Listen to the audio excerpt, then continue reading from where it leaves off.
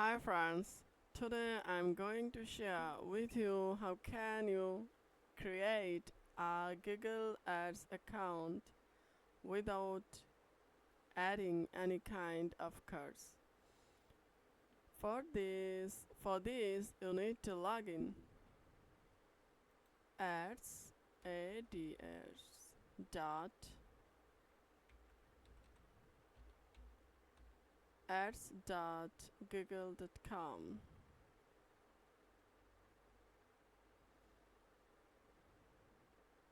Then you need to click on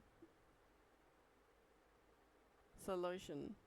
If you hover the cursor, you will get lots of options. Then you need to go to keywords and go to keyword planner.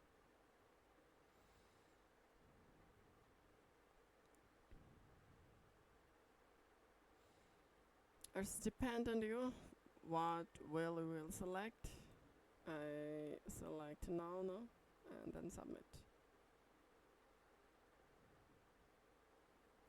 Okay, explore keyword planner. My account has been created. Okay, now I can work with this account.